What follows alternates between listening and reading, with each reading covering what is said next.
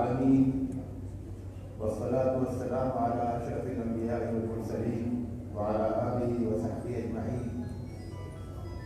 السلام عليكم ورحمة الله وبركاتہ. میرے لیے بہت ہی خوش قسمتی کی بات ہے کہ یہ نورانی چہروں کا یہ مجمع، جس میں سے ہر ایک کی نگاہ اور ہر ایک کی آنکھوں کی چمک یہ بتا رہی ہے کہ اس کو حکمتوں کی تلاش ہے، معرفت کی تلاش ہے، اور حکمت و معرفت کی تلاش کی خاطر وہ یہاں پر آیا ہے.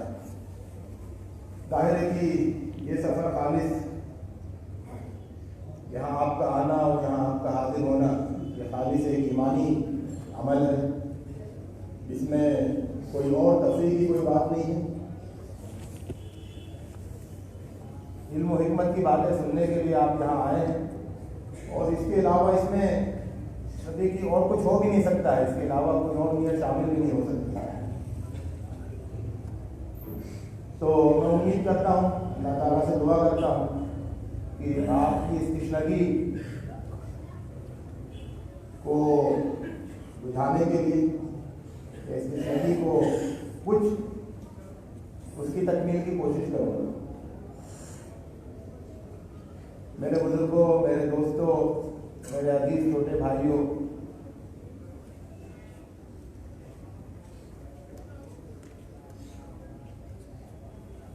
حضور اکرم صلی اللہ علیہ وسلم کو اپنی امت کی بہت فکر رہتی تھی، کیونکہ حضور اکرم صلی اللہ علیہ وسلم نے اپنی امت کو بہت اہتمام کے ساتھ تیار کیا تھا، بڑی محنت سے تیار کیا تھا. اس کی ایک ایک نوک پلک درست کی تھی. 23 سال تک ایک امت کی تیاری کا کام کیا تھا، اور ایک مثالی امت دنیا کے سامنے پیش کرنا وہ مقصود تھا. حضور اکرم صلی اللہ علیہ وسلم کی احادیث جب ہم پڑھتے ہیں، امتی کا لفظ، میری امت، تو اس پیار کا احساس ہوتا ہے جو حضور اکرم صلی اللہ علیہ وسلم کو اپنی امت سے تھا.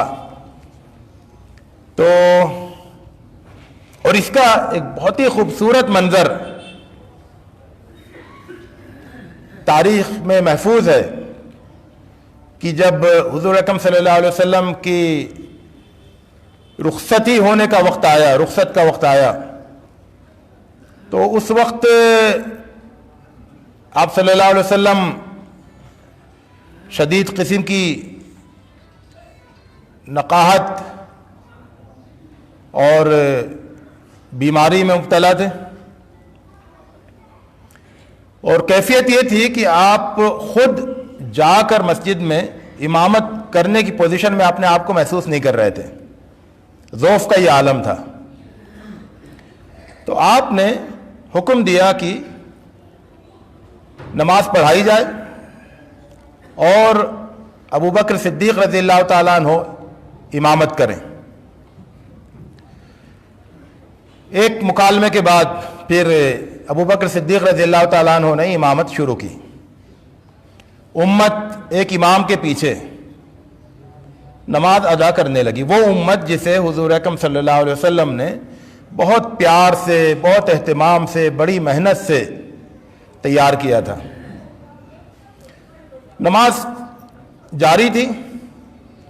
حضور اکرم صلی اللہ علیہ وسلم کے دل میں ایک پیاری سی خواہش پیدا ہوئی، اور آپ صلی اللہ علیہ وسلم اسی نقاہت کے باوجود، ضعف کے باوجود اپنے حجرے کے دروازے تک گئے، اور وہاں پر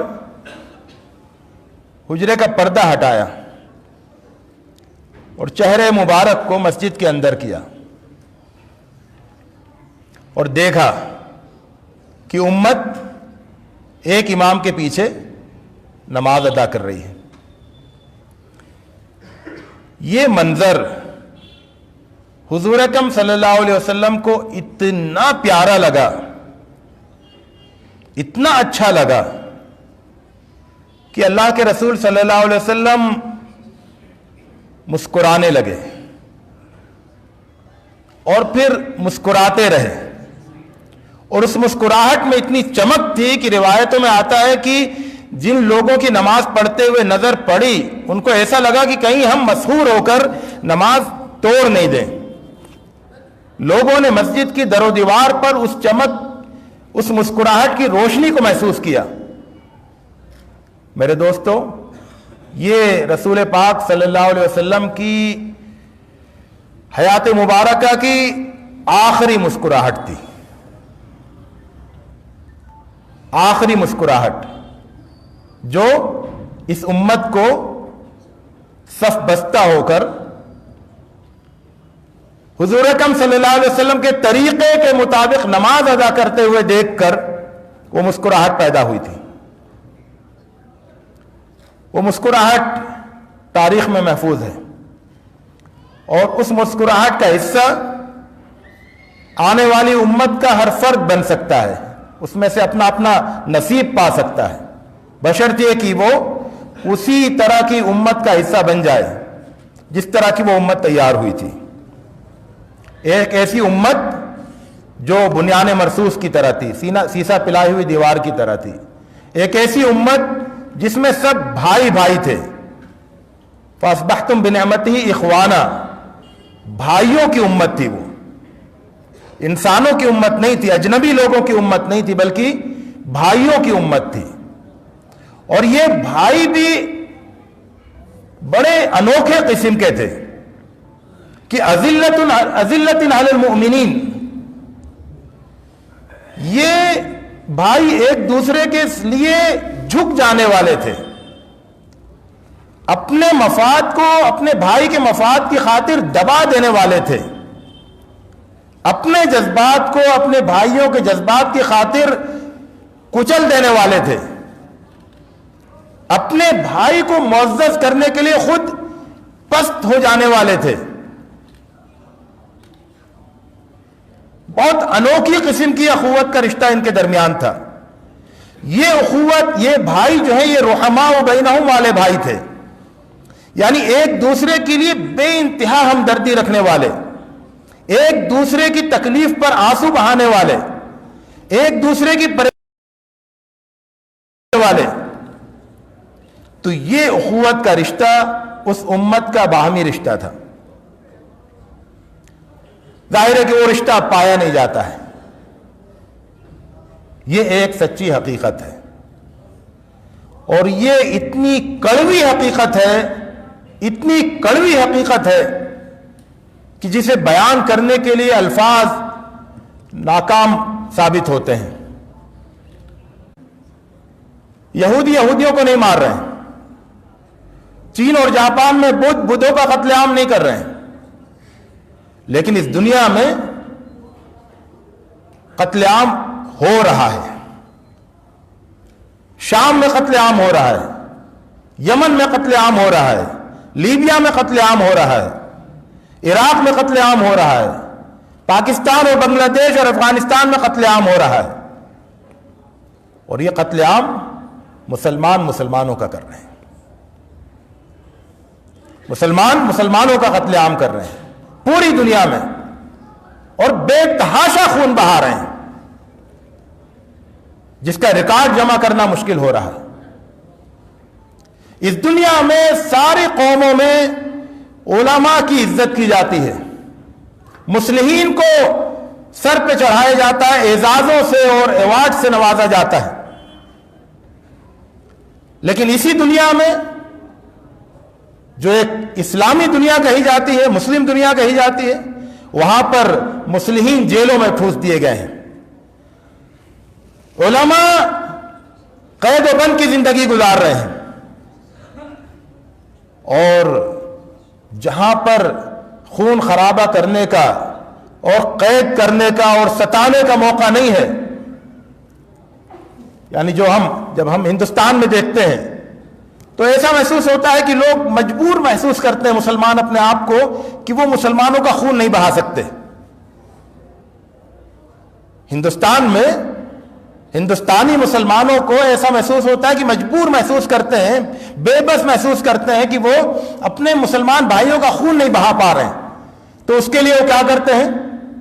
اپنی زبان سے خنجر کا استعمال کرتے ہیں، ایک دوسرے پر کفر کے فتوے لگاتے ہیں، ایک دوسرے کو ذلیل و رسوا کرنے کی کوشش کرتے ہیں اور ایک دوسرے کی عزت سے کھیلنا چاہتے ہیں اپنی زبانوں سے. تو جہاں مسلمانوں کے پاس تلواریں ہیں، بندوقیں ہیں، وہاں مسلمانوں کا خون بہا رہے ہیں. جہاں مسلمانوں کے پاس اقتدار ہے تو مسلم علماء اور مسلم مصلحین پر ظلم و ستم کے پہاڑ توڑ رہے ہیں، اور جہاں مسلمانوں کے پاس کچھ نہیں ہے تو وہ اپنی زبان کو زہریلے خنجر بنا کر ایک دوسرے کی عزتوں سے کھیل رہے ہیں. میرے دوستو، ظاہر ہے کہ یہ صورتحال ہمارے لیے ناپسندیدہ ہے، ہم اسے پسند نہیں کرتے ہیں، ہم اس صورتحال سے نفرت کرتے ہیں، اور ہر آدمی نفرت کرتا ہے. یہ الگ بات ہے کہ ہر آدمی کسی نہ کسی طریقے سے ملوث بھی ہو جاتا ہے، الا ماشاء اللہ. لیکن بہرحال نفرت ہر ایک کرتا ہے، کیونکہ یہ نفرت کرنے ہی کی چیز ہے.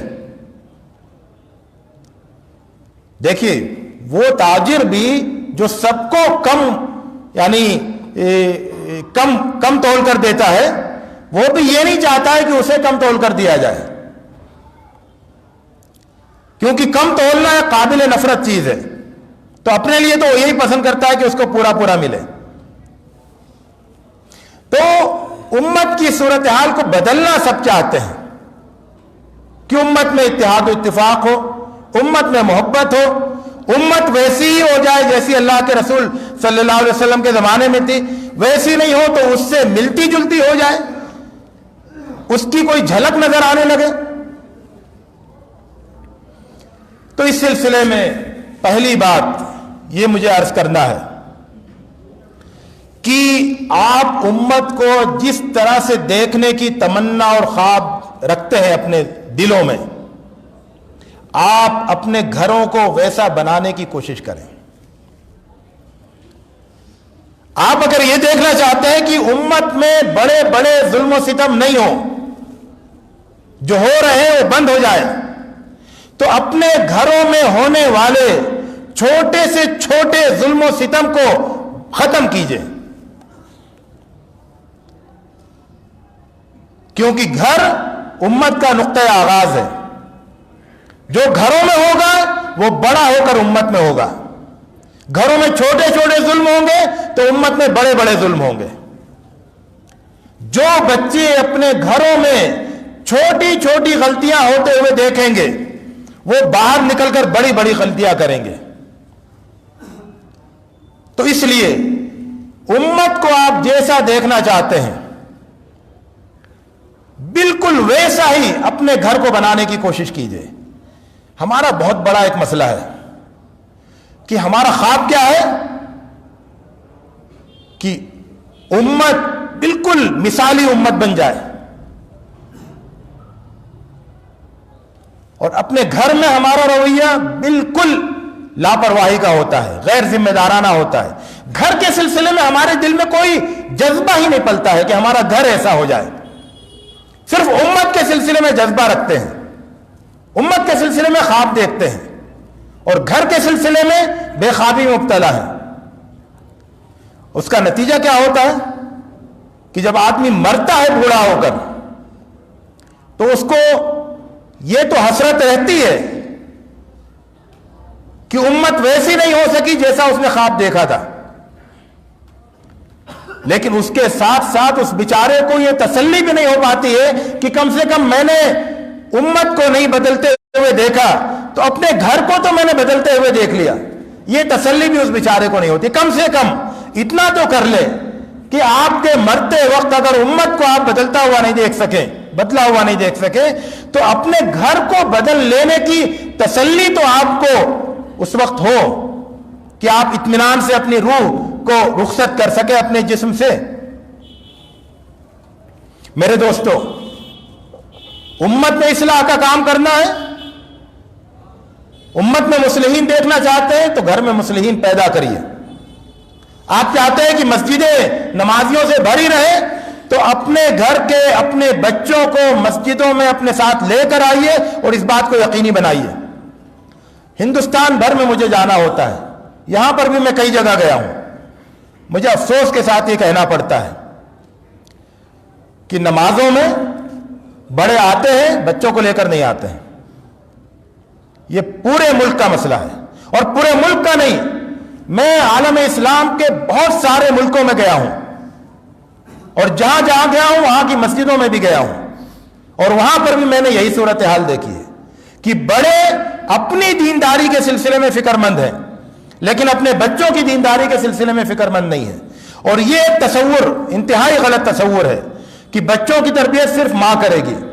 ماں صرف بچوں کی تربیت کی ذمہ دار نہیں ہے، بچوں کی تربیت ماں اور باپ دونوں کو مل کر کرنی ہوگی.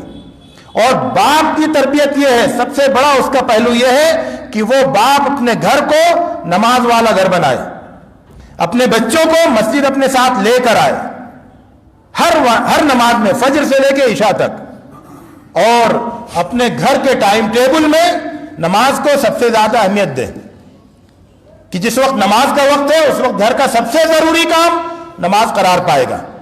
یہ بات گھر کے مہمانوں پر بھی واضح رہے، گھر میں آنے والے رشتہ داروں پر بھی واضح رہے، اور گھر کے سب لوگوں پر واضح رہے. تو اس طرح سے پھر امت نمازی بنے گی. ورنہ امت کے سلسلے میں خواب دیکھے اور گھر کے سلسلے میں لاپرواہی برتے تو یہ بہت اپنے آپ کو دھوکہ دینے والی بات ہے. اور ہم موضوع کی طرف بڑھتے ہیں حضرات کہ اللہ تعالیٰ نے انسانوں کو عقل سے نوازا ہے، آپ کو عقل سے نوازا ہے. عقل اللہ تعالیٰ کی بہت بڑی نعمت ہے، اور اس عقل کا بھرپور استعمال کرنا آپ کے اوپر فرض ہے. فرض ہر انسان پر جسے اللہ تعالیٰ نے عقل دی ہے وہ عقل کا بھرپور استعمال کرے، یہ اس کے اوپر فرض ہے.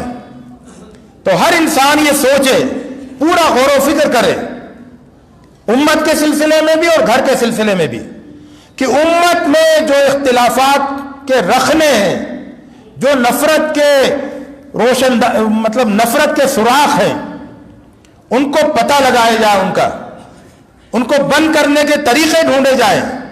اس دماغ سے یہ کام لیجئے.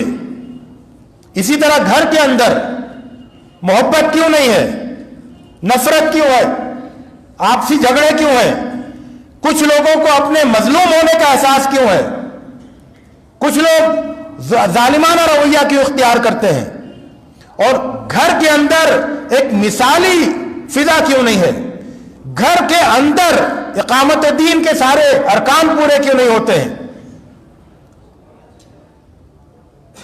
گھر کے اندر اسلامی نظام کیوں نہیں قائم ہے، گھر ایک اسلامی ریاست کیوں نہیں بن گیا ہے. اس سلسلے میں اپنے دماغ کو استعمال کریں، سوچیں، صرف واضح و نصیحت نہیں، اس سے آگے بڑھ کر تدبیری کوششیں تدبیر کریں، طریقے اختیار کریں چیزوں کو درست کرنے کے. گھر کے اندر بھی سب کچھ مثالی ہونا چاہیے اور باہر بھی اس کی فکر ہونی چاہیے.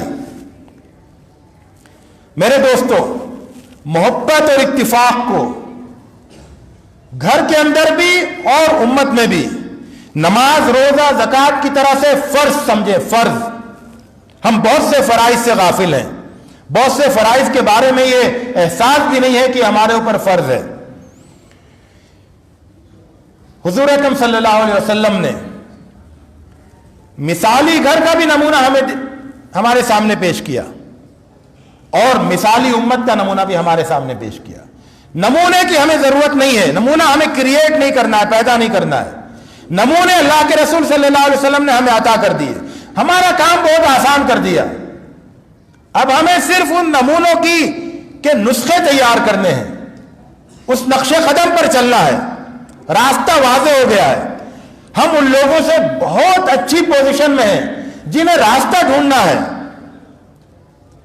ہمارے سامنے راستہ ہے، راستے پر نقش قدم بھی ہیں، راستے پر نقوش راہ بھی ہیں، سائن بورڈ بھی لگے، سب کچھ ہے، صرف چلنا ہے. تو حضور اکرم صلی اللہ علیہ وسلم نے ایک مثالی گھر دکھایا بنا کر. گھر کی مختلف شکلیں ہوتی ہیں، کچھ آسان شکلیں ہوتی ہیں، کچھ مشکل شکلیں ہوتی ہیں. ایسا لوگ سمجھتے ہیں. گھر کی آسان شکل یہ کہ میاں بیوی، بہت آسان شکل ہے نا گھر کی. بچے تو کچھ اور، تھوڑی سی پیچیدگی بڑھ جاتی ہے. ساس سسر بھی ساتھ رہ رہے ہیں تو پیچیدگی تھوڑی سی اور بڑھ جاتی ہے، اور پوری سسرال ہے تو اور پیچیدگی بڑھ جاتی ہے. بڑا خاندان ہے تو پیچیدگیاں اور بڑھ جاتی ہیں. تو خاندان کی کچھ آسان شکلیں ہوتی ہیں، کچھ مشکل شکلیں ہوتی ہیں. حضور اکرم صلی اللہ علیہ وسلم نے ہمارے نمونے کے لیے خاندان کی سب سے مشکل صورت کو بہترین طریقے سے برت کر دکھایا. اس بات کو نوٹ کر لیجئے کہ اللہ کے رسول صلی اللہ علیہ وسلم نے خاندان کی سب سے مشکل صورت کو سب سے بہترین طریقے سے برت کر دکھا دیا کہ دیکھو اتنی مشکل صورت کو اتنے بہترین طریقے سے برتا جا سکتا ہے، تو تم آسان صورتوں کو بہترین طریقے سے کیوں نہیں برت سکتے ہو؟ کیا یہ بہت مشکل صورت نہیں ہے کہ ایک گھر میں 1 2 3 نہیں 9 سوکنے، 9 سوکنوں پر مشتمل خاندان، اور اس میں پھر حضرت خدیجہ رضی اللہ تعالیٰ عنہ کی بیٹیاں، اور پھر حضرت فاطمہ تو آخر تک رضی اللہ عنہم جمیعاً. تو گویا کہ ان سب 9 سوکنوں کی ایک سوتیلی بیٹی بھی. اتنی مشکل خاندانی شکل کو حضور اکرم صلی اللہ علیہ وسلم نے اتنے بہترین طریقے سے برت کر دکھایا کہ تاریخ میں یہ آتا ہے کہ یہ 9 بیویاں روزانہ کسی ایک کے گھر میں عصر کے بعد جمع ہوتی تھی. حضور اکرم صلی اللہ علیہ وسلم کبھی ساتھ رہتے تھے، کبھی باہر مصروف رہتے تھے، ہر حال میں یہ جمع ہوتی تھی اور جمع ہو کر آپس میں بہت محبت کی گفتگویں کیا کرتی تھی. یہ حضور اکرم صلی اللہ علیہ وسلم نے بنایا تھا امت کو یہ بتانے کے لیے کہ کہاں جہاں صرف میاں بیوی رہ رہے ہو، صرف چند لوگ رہ رہے ہو، ساس سسر رہ رہے ہو، جہاں کچھ بھائی بہن رہ رہے ہو، وہاں پر تو کم سے کم محبت والا گھر بنا کے دکھاؤ. اگر اللہ کے رسول صلی اللہ علیہ وسلم پر کے راستے پر چلنے کا شوق ہے دل میں تو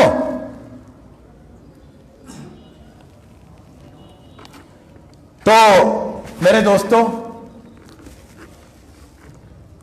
امت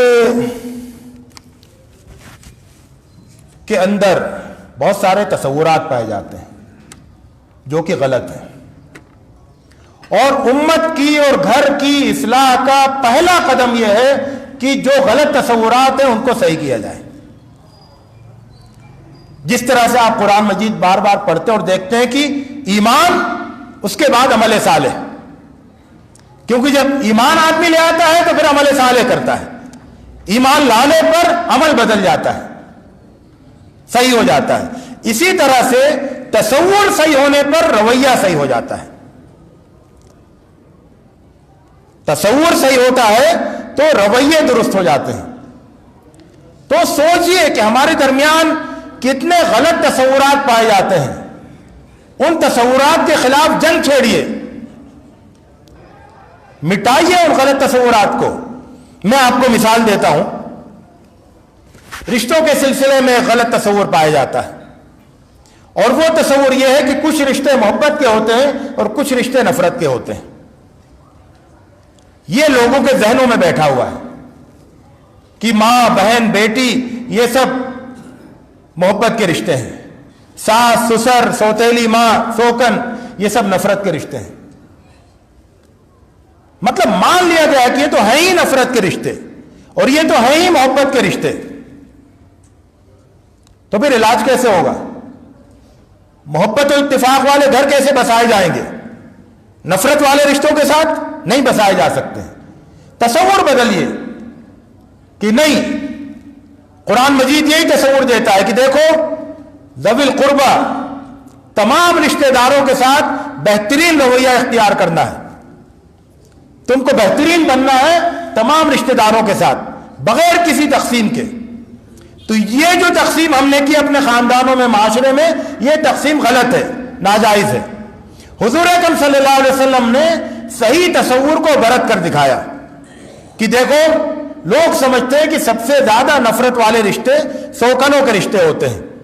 اللہ کے رسول صلی اللہ علیہ وسلم نے سوکنوں کے درمیان محبت کو پروان چڑھا کر یہ بتایا کہ کوئی بھی رشتہ نفرت کا رشتہ نہیں ہوتا ہے. اور ایسی محبت اللہ کے رسول صلی اللہ علیہ وسلم نے اپنے گھر میں پروان چڑھائی کہ جس کی مثال ملنا ممکن نہیں ہے۔ آپ سوچیں کہ حضرت زینب حضرت عائشہ کے سلسلے میں کہتی ہیں کہ میں نے ان کے اندر خیر کے علاوہ کچھ دیکھا ہی نہیں، نیکی ہی نیکی دیکھی، اپنی سوکن کے بارے میں یہ اظہار خیال۔ اور حضرت عائشہ حضرت زینب کے سلسلے میں کہتی ہیں کہ میں نے اپنی زندگی میں اس دنیا میں ان سے اچھی، ان سے پرہیزگار، ان سے زیادہ سخی، ان سے زیادہ اللہ سے ڈرنے والی کوئی عورت نہیں دیکھی۔ بہنیں بہنوں کے بارے میں ایسے اعلیٰ جذبات نہیں رکھتی ہیں، ایسا صاف ستھرا دل نہیں رکھتی ہیں جیسے صاف ستھرے دل وہ ایک دوسرے کے سلسلے میں رکھا کرتی تھی۔ تو تصور یہ صحیح کرنا چاہیے کہ جتنے بھی رشتے ہیں وہ سب محبت کے رشتے ہیں، اور ان سے محبت کرنا اللہ تعالیٰ سے محبت کرنے کا تقاضا ہے، کیونکہ یہ رشتے اللہ کے بنائے ہوئے ہیں، ہم نے نہیں بنائے۔ میں نے طے نہیں کیا کہ میری پھپھی کون ہوں گی، میں یہ نہیں کہہ سکتا ہوں اپنی بیوی سے کہ تم سے تو میں شادی کروں گا لیکن تمہاری ماں میری ساس نہیں رہے گی۔ تو رشتے اللہ تعالیٰ نے بنائے ہیں، اور ان رشتوں سے محبت کرنا اللہ تعالیٰ سے محبت کرنے کا تقاضا ہے، اور سب رشتوں سے محبت کرنا بلا کسی شرط کے اور بلا کسی قید کے۔ تو تمام رشتے محبت کے رشتے ہیں۔ ایک دوسرا تصور امت سے متعلق ہے، وہ ایک امت میں یہ ہوا ہے کہ سنتوں کو تقسیم کر لیا گیا ہے۔ یہ ان لوگوں کی سنت ہے اور یہ ان لوگوں کی سنت ہے۔ سنتوں کی تقسیم، رفع یدین کرنا بھی سنت ہے، رفع یدین نہیں کرنا بھی سنت ہے، تو بانٹ دیا گیا کہ حنفیوں کی سنت رفع یدین نہیں کرنا، شافعیوں کی سنت رفع یدین کرنا، شافعیوں کی سنت بسم اللہ زور سے پڑھنا، آمین زور سے کہنا، حنفیوں کی سنت بسم اللہ دھیرے کہنا، آمین دھیرے سے کہنا۔ سنتوں کو، اچھا سنتیں کس کی ہیں؟ حنفیوں کی ہیں، شافعیوں کی ہیں، امام ابو حنیفہ کی ہیں، امام شافعی کی ہیں؟ نہیں، سنت تو اللہ کے رسول صلی اللہ علیہ وسلم کی ہے، اور یہ امت اللہ کے رسول صلی اللہ علیہ وسلم کی ہے۔ تو اس امت کو کس نے یہ حق دیا ہے، یا اس امت کے لوگوں کو کس نے یہ حق دیا ہے کہ وہ اللہ کے رسول صلی اللہ علیہ وسلم کی سنت کو فرقوں میں تقسیم کریں؟ غلط تقسیم ہے یہ۔ تمام سنتیں جو امام ابو حنیفہ رحمۃ اللہ علیہ تک پہنچی، جو امام مالک، امام شافعی، امام احمد رحمہ اللہ تک پہنچی، ساری سنتیں پوری امت کی سنتیں ہیں۔ آپ ایک سنت پر عمل کرتے ہیں، کریے، دوسری سنت کا احترام بھی کیجیے۔ ایک سنت پر آپ عمل کیجیے، دوسری سنت کا احترام کیجیے، کیونکہ ساری سنتیں رسول اللہ صلی اللہ علیہ وسلم کی سنتیں ہیں، اور اسی لیے پوری امت کی سنتیں ہیں۔ کسی کی نماز کو شک کی نظر سے مت دیکھیے، نہ اپنی نماز کو نہ دوسروں کی نماز کو۔ ہر نماز اللہ کے رسول صلی اللہ علیہ وسلم کی نماز کے مطابق نماز ہے، اور امت کو امت سے ملی ہے۔ اس سلسلے میں مزید باتیں آپ کو میری کتابوں میں مل سکتی ہیں۔ آگے چلتے ہیں۔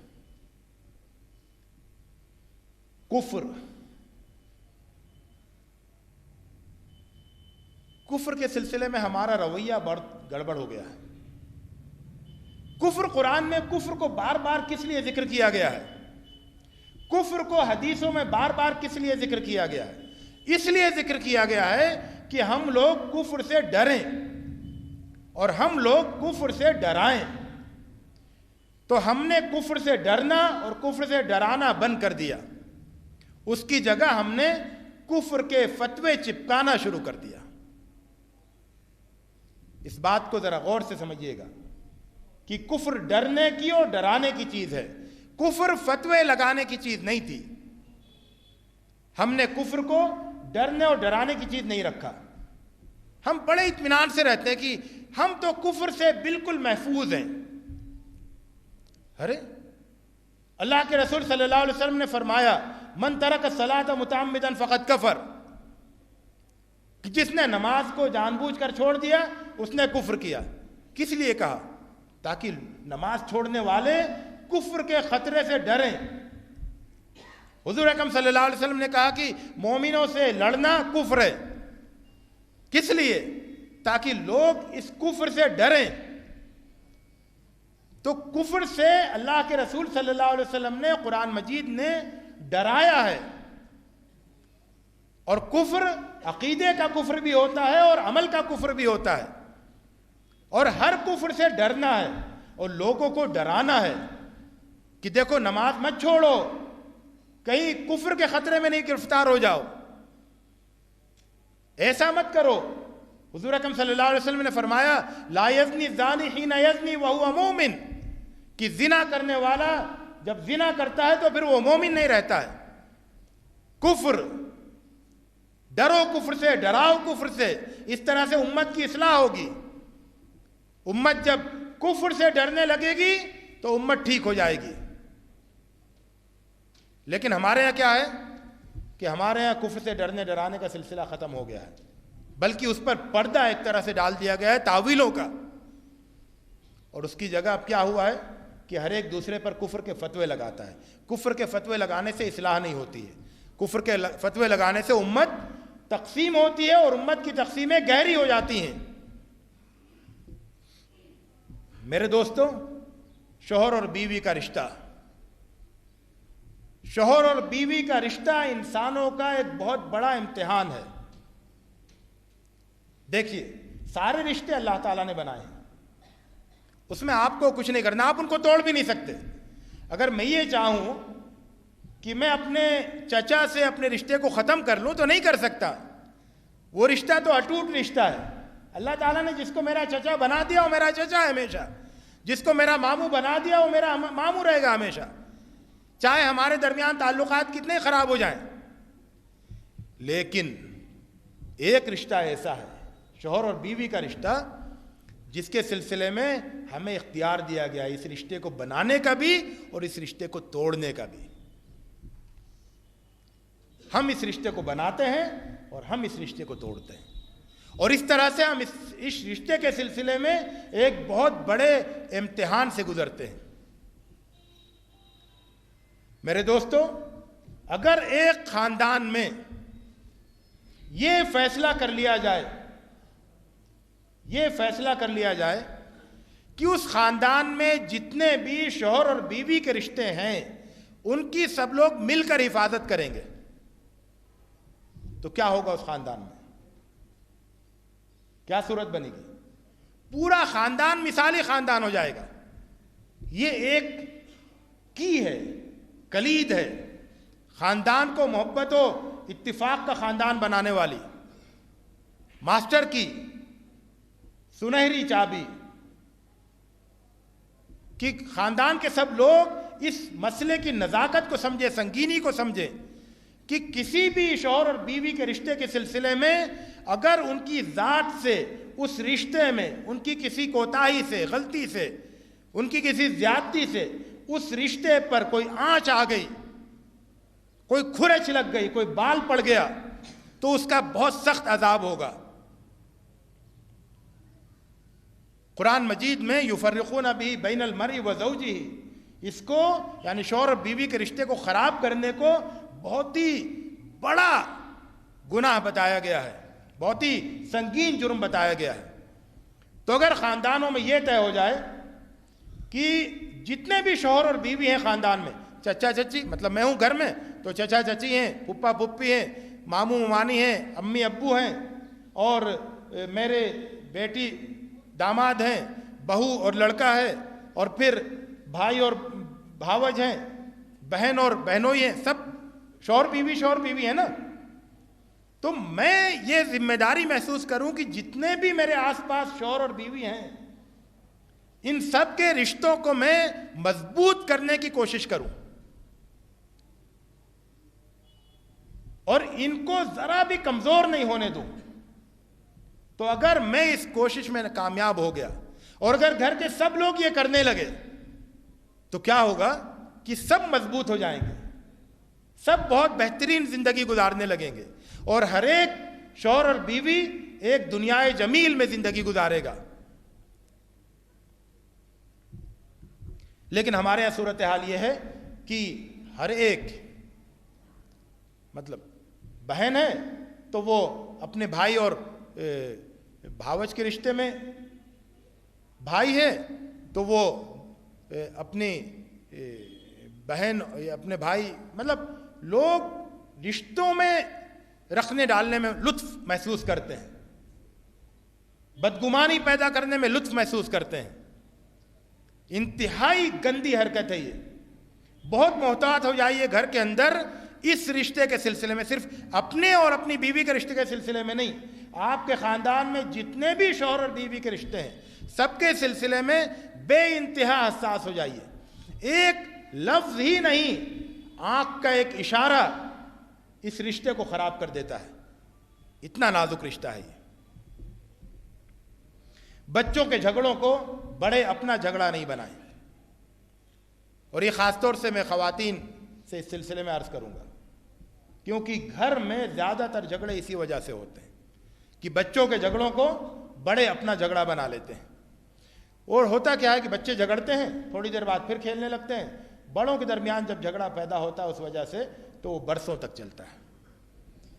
بڑوں کے اختلاف میں یہ بات آپ لوگوں سے کہوں گا، مردوں سے خاص طور سے، امت سے متعلق مسئلہ یہ خاص طور سے ہے اور گھروں سے متعلق بھی ہے، کہ بڑوں کے اختلاف میں چھوٹوں کو فریق نہیں بننا چاہیے. مولانا مودودی علیہ الرحمہ اور مولانا اشرف علی تھانوی علیہ الرحمہ، مولانا حسین احمد مدنی علیہ الرحمہ، مولانا احمد رضا خان علیہ الرحمہ اور اس طرح کے بزرگوں کے درمیان جو اختلافات ہوئے وہ ان کے اختلافات تھے. ہو سکتا ہے اس میں شدت بھی آ گئی ہو، لیکن وہ ان کا معاملہ تھا. ہم چھوٹے ہیں، ہمیں اس میں پارٹی نہیں بننا چاہیے، فریق نہیں بننا چاہیے. اسی طرح گھر کے اندر چچا اور ابو کے درمیان جو جھگڑا ہوا ہے اس میں مجھے پارٹی نہیں بننا چاہیے، فریق نہیں بننا چاہیے. اختلافات کو، نفرتوں کو وراثتوں میں تقسیم نہیں ہونا چاہیے، نسلوں میں منتقل نہیں ہونا چاہیے. جو جتنا ہے وہیں اسپاٹ بنا کر اس کو وہیں پر روک دیں. بیماریوں کو ہم کیا چاہتے ہیں کہ ہماری اگلی نسلوں کو منتقل ہوں؟ خدا نہ خواستہ کسی کو کوئی بیماری ہو گئی ہے، کیا وہ یہ چاہے گا کہ اس کی اولاد میں ہی منتقل ہو؟ تو پھر اپنے دل کی نفرت کو اپنی اولاد میں کیوں منتقل کرنا چاہتے ہیں؟ یہ تو اور خطرناک بات ہے. اسی طرح میرے دوستو، امت کے جتنے بزرگ ہیں، امت کے سارے بزرگ ساری امت کے بزرگ ہیں. امت کے سارے بزرگ ساری امت کے بزرگ ہیں. بزرگوں میں ہم نے تقسیم کر لی ہے، یہ ہمارے بزرگ، یہ آپ کے بزرگ، یہ ہماری کتابیں، یہ آپ کی کتابیں، یہ ہمارے علمی کارنامے، یہ آپ کے علمی کارنامے. غلط ہے یہ تقسیم، امت کے حق میں نہیں ہے. امت کے جتنے علماء ہیں وہ سب کے علماء ہیں، جتنے بزرگ ہیں وہ سب کے بزرگ ہیں. اسی طرح سے جو نقطۂ نظر کے اختلافات ہوتے ہیں ان کو عقیدے کا مسئلہ مت بنائیے. ہمارے ہاں بہت سارے مسائل اس وجہ سے بہت بڑے ہو گئے ہیں امت میں کہ ہم نے علماء کے درمیان جو نقطۂ نظر کے اختلافات تھے وہ دھیرے دھیرے عقیدے کا مسئلہ بن گئے. نہیں، وہ ان کا ایک خیال تھا، اس کی دلیلیں تھیں. یہ ان کا ایک خیال تھا، اس کی دلیلیں تھیں. یہ عقیدے کا مسئلہ تھا ہی نہیں. عقیدے کا مسئلہ جب ہوتا ہے تو پھر لوگ ایک دوسرے کو گمراہ سمجھنے لگتے ہیں، ایک دوسرے کو کافر سمجھنے لگتے ہیں. گھر کے سلسلے میں خواتین یہاں بہت زیادہ ہیں، ان کے سلسلے میں ایک بات یہ کہوں گا کہ ایک اصول بنا لیں گھر میں، بہت کام کا اصول ہے. وہ یہ کہ گھر کے کام سب کریں اور گھر میں آرام سب کریں. یہ اتنا سنہرا اصول ہے، اتنا قیمتی اصول ہے کہ اس سے گھر میں بہت ساری پیچیدگیاں دور ہو جاتی ہیں. اور یہ انصاف کا اصول ہے، یہ اللہ تعالیٰ کو پسند آنے والا اصول ہے کہ جتنے لوگ بھی، یعنی جو ضعیف ہیں، بیمار ہیں، ان کے علاوہ تمام گھر کے سارے لوگ گھر کے کام کریں، آپس میں مل کے تقسیم کریں، منصفانہ تقسیم. اور پھر جب کام جلدی سے ہو جائیں گے مل جل کے تو پھر سب لوگ آرام کریں. یہ صورتحال کہ کچھ لوگ آرام کریں اور کچھ لوگ کام کریں، یہ اللہ تعالیٰ کو نہایت ناپسند صورتحال ہے. اور اس سلسلے میں مردوں کو بھی اپنی رول کو طے کرنا ہوگا. اگر آپ گھر میں ہیں تو پھر آپ گھر کے کاموں میں حصہ لیں، اور خاص طور سے بچوں کے سلسلے میں گزارش کروں گا. اور اس سلسلے میں ہمارے معاشرے میں بہت زیادہ بے احتیاطی پائی جاتی ہے کہ گھر کے سارے کام لڑکیوں کو کرنے پڑتے ہیں. لڑکے دن بھر باہر گلی ڈنڈا کھیلتے ہیں، پتنگ بازی کرتے ہیں، کرکٹ کھیلتے ہیں، اور آ کے پھر موبائل پہ بیٹھتے ہیں اور دوسرے باہر مجلس سے جاتے ہیں، اور گھر میں سارا کام جو ہے وہ لڑکیوں کو کرنا ہوتا ہے. یہ غلط ہے. لڑکی اور لڑکے دونوں کے درمیان مل کے گھر کے کاموں کی تقسیم ہو. ظلم کیوں کرتے ہیں آپ گھر کے اندر؟ ظلم کہیں نہیں ہونا چاہیے. امت میں بھی ظلم نہیں ہو، باہر بھی ظلم نہیں ہو، گھر کے اندر بھی ظلم نہیں ہو. اسی طرح سے یہ بات ایک تصور پورے ہندوستان میں عام ہے کہ میری بیٹی اپنی سسرال میں جا کے کام کرے گی اور میرے گھر آ کے آرام کرے گی، اور بہو میکے جائے گی تو آرام کر لے گی، یہاں جب تک رہے گی سسرال میں جب تک وہ کام کرے گی. اور ساس صاحبہ اگرچہ صحت مند ہے لیکن وہ تو ہمیشہ آرام کریں گی. یہ سب بہت غلط تصورات ہیں. جو جہاں ہے وہاں پر وہ کام بھی کرے، وہاں پر آرام بھی کرے. میں تو یہاں تک کہتا ہوں کہ جو مہمان جائیں، لانگ ٹرم مہمان، ایک ٹائم سے زیادہ والے مہمان، انہیں بھی گھر کے کاموں میں حصے دار بن جانا چاہیے. میں اس لیے کاموں کی بات کر رہا ہوں کہ کاموں کو لے کر اختلافات بھی بہت ہوتے ہیں، مسائل بھی بہت پیدا ہوتے ہیں، اور کاموں کے ہی حوالے سے بہت سارے مظالم بھی ہوتے ہیں گھروں میں. تو اس سلسلے کو ختم ہونا چاہیے. مرد گھروں کے سلسلے میں اپنی ذمہ داری محسوس کریں، عورتیں اپنی ذمہ داری محسوس کریں، اور سب مل جل کر. آپ کو اطمینان ہونا چاہیے کہ اللہ تعالیٰ کے سامنے آپ یہ کہہ دیں کہ ہمارے گھر کا نظام عدل پر قائم تھا.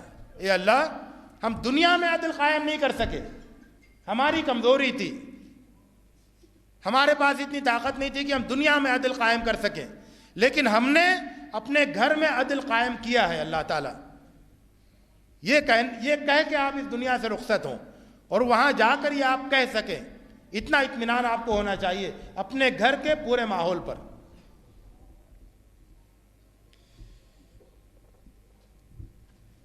سب لوگوں سے متعلق یہ بات ہے، خاص طور سے باہر مردوں سے متعلق، امت سے کے اتفاق سے تعلق رکھتا ہے یہ مسئلہ، کہ یہ جو نہی عن المنکر ہے نا، برائیوں سے روکنا، غلطیوں پر ٹوکنا، برائیوں پر ٹوکنا، اس کے سلسلے میں ایک بہت بڑا اصول ہے جو ہم نظر انداز کیے ہوئے ہیں. اصول یہ ہے کہ جو اختلافی مسائل ہیں ان کو روک ٹوک کا مسئلہ مت بنائیے. روک ٹوک ان برائیوں کی کیجئے جن کے برے ہونے پر سب کا اتفاق ہے. ہمارے یہاں صورتحال یہ کہ ہماری زیادہ تر انرجی اور توانائی اختلافی مسائل پر روک ٹوک پر صرف ہو رہی ہے. کسی کے نزدیک ٹوپی لگانا صحیح ہے، کسی نزدیک نہیں لگانا صحیح ہے، اب اس کے اوپر روک ٹوک چل رہی ہے. اس طرح کی چھوٹی چھوٹی چیزوں پر جن پر اختلاف ہے لوگوں کا، ان کے اوپر روک ٹوک ہوتی ہے. مسجد میں نماز کے مختلف مسائل کو لے کر روک ٹوک ہوتی ہے، باہر مختلف چیزوں کو لے کر روک ٹوک ہوتی ہے. اس کی وجہ سے کیا ہوتا ہے، ہم اسی میں مصروف رہتے ہیں، اور باہر جو اصل برائیاں ہیں وہ خوب پنپ رہی ہیں، ان کو کوئی روکنے والا نہیں ہے، ٹوکنے والا نہیں ہے. تو چھوڑیے آپس کے اختلافی مسائل کو، ہر ایک کو اپنے اپنے رائے پر عمل کرنے دیجئے، اور پورا سب لوگ مل کر پوری توانائی صرف کر دیجئے باہر کی بڑی بڑی برائیوں پر، ورنہ برائیاں وہ پنپتی رہیں گی اور شیطان آپ کی بیوقوفی اور حماقت پہ ہنستا رہے گا کہ یہ لوگ آپس کے اختلافی مسائل میں، جو کہ برائی نہیں ہے، جو کہ اختلافی مسائل ہیں، ان میں یہ لوگ مصروف ہیں. اور آخری بات یہ، یا اس سے پہلے، کہ گھر میں، گھر کے اندر ہم جو قیمتی شیشے کے برتن ہوتے ہیں ان کی بڑی حفاظت کا اہتمام کرتے ہیں کہ ڈنر سیٹ میں کوئی چیز ٹوٹ جائے تو ڈنر سیٹ خراب نہیں ہو جائے. گلدان، پھولوں کا گلدستہ گر کے ٹوٹ کے خراب نہیں ہو جائے، بہت قیمتی ہے، سنبھال کے رکھتے ہیں اس کو، بہت اس کی حفاظت کرتے ہیں. بچے کے ہاتھ میں نہیں دیتے، جو بڑا اس کو چھوتا ہے اس سے بھی بہت تاکید کرتے ہیں سنبھال کے. لیکن کیا ہم اتنا ہی خیال گھر میں لوگوں کے دلوں کا بھی کرتے ہیں کہ کسی کا دل نہیں ٹوٹے میری کسی بات سے؟ دل زیادہ قیمتی ہے یا شیشہ زیادہ قیمتی ہے؟ یہ کتنی بڑی نادانی کی بات ہے، بے حکمتی کی بات ہے کہ گھروں میں شیشوں کی حفاظت کی جاتی ہے اور دلوں کو روز توڑا جاتا ہے، روز توڑا جاتا ہے. آواز نہیں آتی ہے ٹوٹنے کی، شیشہ ٹوٹے غل مچ جائے، دل ٹوٹے آواز نہ آئے. لیکن آواز نہیں آنے کا مطلب کیا ہے کہ توڑتے رہیں گے؟ آپ کو احساس ہونا چاہیے کہ آپ دل توڑ رہے ہیں اور دل توڑ کر آپ ایک بہت بڑے گناہ کا ارتکاب کر رہے ہیں. آخری بات یہ ہے جس پر میں اپنی گفتگو ختم کروں گا کہ اللہ کے رسول صلی اللہ علیہ وسلم نے فرمایا کہ خدا کی قسم، اس ذات کی قسم جس کے ہاتھ میں میری جان ہے، والذی نفسی بیدہ لا تدخلوا الجنۃ حتی تؤمنوا، جنت میں داخل نہیں ہوگے جب تک کہ ایمان نہیں لے آؤ، مومن نہیں بن جاؤ. ولا تؤمنوا حتی تحابوا، مومن نہیں بنو گے جب تک آپس میں محبت نہ کرنے لگو. اور کیا میں تمہیں ایسی چیز بتاؤں کہ جسے کرنے سے تم ایک دوسرے سے محبت کرنے لگو؟ آپس میں سلام کو پھیلاؤ. ہم اس حدیث کو سنتے ہیں اور ہم سلام کو پھیلاتے بھی ہیں، لیکن جس طرح سے ہم بہت ساری چیزوں کو نہیں سمجھتے ہیں اس طرح سے ہم سلام کو بھی نہیں سمجھتے. سلام کو ہم پھیلاتے ہیں، سلام کو ہم سمجھتے نہیں ہیں. جب آپ کسی سے کہتے ہیں السلام علیکم تو اس کا مطلب یہ ہے کہ آپ اپنے آپ سے عہد کرتے ہیں اور اس کو یہ پیغام دیتے ہیں، اس کو پیغام دیتے ہیں اور اپنے آپ سے عہد کرتے ہیں کہ میں تمہارا خیال رکھوں گا، میں تمہاری حفاظت کروں گا، تمہارے جذبات کی حفاظت میں کروں گا، تمہارے دل کی حفاظت میں کروں گا، تمہارے مال کی حفاظت میں کروں گا، تمہارے رشتوں کی حفاظت میں کروں گا اور تمہارے سارے جائز مفادات کی حفاظت میں کروں گا. السلام علیکم کہنے کا مطلب یہ ہے کہ مجھے اپنا محافظ سمجھو، مجھ سے خطرہ مت محسوس کرو، میں اللہ تعالیٰ سے تمہارے لیے سلامتی کی دعا کر رہا ہوں. اس کا یعنی کیا یہ ممکن ہے کہ میں کسی سے کہوں کہ اللہ تمہیں سلامت رکھے اور دل میں پلان بناؤں کے ساتھ کیا کرنا ہے، کہاں اس کا پتہ کاٹنا ہے؟ تو دل میں پتہ کاٹنے کا خیال ہو اور زبان پر سلامتی کی دعا ہو، کیا یہ نفاق نہیں ہے؟ تو منافقوں والا ایک سلام ہوتا ہے اور ایک مومنوں والا سلام ہوتا ہے. کس سلام سے آپ جنت میں جائیں گے؟ تو مومنوں والا سلام یہ ہے کہ جب السلام علیکم کہیں تو اس کو پیغام جائے اور آپ کے دل میں یہ عہد تازہ ہو کہ میں اس کا محافظ ہوں. امام فرائی رحمۃ اللہ علیہ نے نماز کے حکمتوں پر گفتگو کرتے ہوئے فرمایا، بہت قیمتی بات، کہ نماز میں آدمی نماز کا آغاز کرتا ہے اللہ اکبر، اللہ کی کبریائی کا اعلان کرتے ہوئے، یعنی اللہ تعالیٰ سے اپنا تعلق جوڑ کر نماز کا آغاز کرتا ہے، اور نماز کے اختتام السلام علیکم ورحمۃ اللہ کہہ کے کرتا ہے، یعنی بندوں کے لیے سلامتی کا پیغام. یہ نماز کا اختتام ہوتا ہے. تو نماز شروع ہوتی ہے، بندہ اللہ سے جڑ جاتا ہے. نماز مکمل ہوتی ہے، بندہ بندگان خدا کے لیے پیغام رحمت اور پیغام سلامتی بن جاتا ہے. اور اس لیے ہر دو نمازوں کے درمیان ہمارا پورا رویہ بندگان خدا کے لیے رحمت اور سلامتی کا رویہ ہونا چاہیے. اللہ رب العزت سے دعا ہے کہ میں نے جو باتیں کہی ہیں ان میں جو بھی بات آپ لوگوں کے لیے مفید ہو، اس سماج کو بدل سکتی ہو، آپ کے خاندانوں کو تبدیل کر سکتی ہو، آپ کی زندگی بدل سکتی ہو، آپ کے رشتوں کو خوشگوار بنا سکتی ہو اور آپ کے پورے سماج میں اتحاد و اتفاق کی فضا پیدا کر سکتی ہو، اللہ تعالیٰ اسے قبول کرے اور اس کی توفیق عطا فرمائے. اس منزل کی سمت ہمیں بڑھنے کے لیے قوت دے، ہمت دے، جرأت دے، حوصلہ دے. وآخر دعوانا ان الحمد للہ رب العالمین.